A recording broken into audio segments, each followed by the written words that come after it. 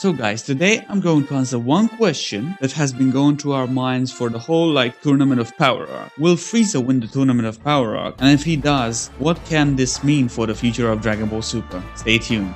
So to answer this question, we need to divide this video into two sections. One, does Frieza has the potential to win the Tournament of Power? And the second one is, if Frieza were to win this Tournament of Power, how does it affect the future of Dragon Ball? Can it create future plot points in the series? And does it make sense for the storyline of the future of Dragon Ball Super?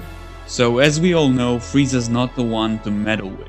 We've seen him go from point A to point B multiple times throughout Dragon Ball Z and Dragon Ball Super. We have seen him surpass Goku and Vegeta in multiple times throughout the series. When he showed up, he was far better and stronger than both Goku and Vegeta were. And when he came back in the Resurrection of F movie, he was stronger than Goku and Vegeta. However, his ego led him to his downfall. He wasn't patient enough to wait until he masters his new form, the golden form by the way, and that led to his downfall. He wasn't able to control its stamina, so he died, even if he destroyed the earth. But in the end, Goku and Vegeta won the battle anyway. However, this time it is a different thing. Frieza knows his weakness and he mastered his form before going into further plans of his. So this time it's way different and it's better to not underestimate him at this point. So that's the point I'm trying to convey. Now we're gonna dive a bit in the spoilers section in this video. So for those who haven't read the spoilers, please click out of the video right now. There has been some spoilers that has been released and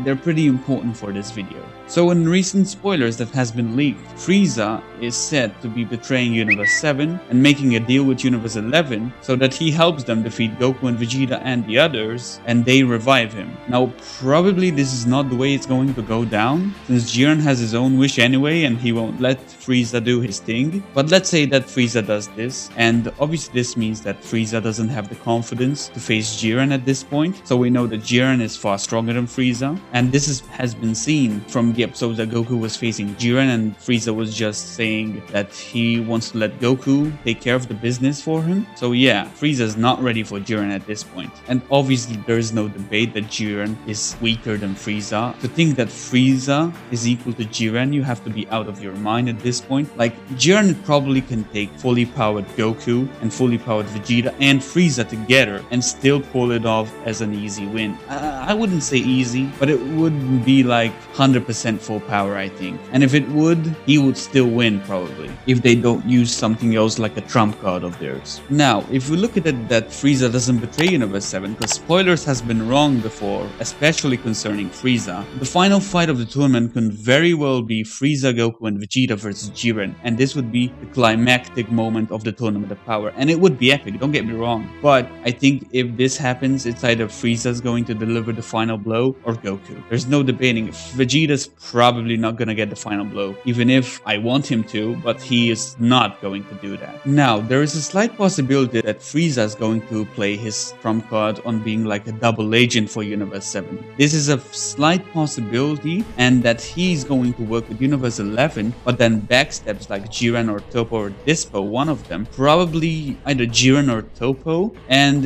that would be a cool plot point to have, but I'm not too sure it's going to happen yet. In my opinion, I would prefer this to happen rather than him having to betray Universe 7, because at this point, like, I want some character development on Frieza, not just playing always the bad guy card. That's kind of lame at this point. So to answer the first question, does Frieza have the potential to win the tournament? Definitely yes, he does have the potential. He just has to use the right cards to win this tournament.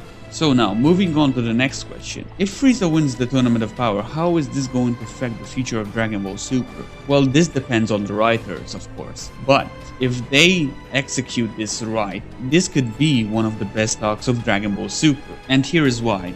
This can create an arc which Frieza will be finally able to realize and have some character development, which he lacks a lot. He's always plain and simple, he's always the same throughout Dragon Ball Z and Dragon Ball Super. Always been the bad guy, and probably always will be the bad guy. But at this point he's returned so much that it is time for some change on his character. Now, if he uses the wish to wish for immortality or power beyond that of the gods, it will change the whole Dragon Ball hierarchy, the power hierarchy, and that will create major changes in the Dragon Ball universe. Having Frieza to be the overlord of everything in Dragon Ball is a cool concept, but Frieza's been overused as a villain and honestly is kind of boring. So that's kind of a lazy way to end off the tournament and start, like, it's a very lazy way to transition into an arc, into another arc from the Tournament of Power arc. Even if it sounds very cool, but still, it's very lazy for me. Now granted, this can turn on into a very amazing arc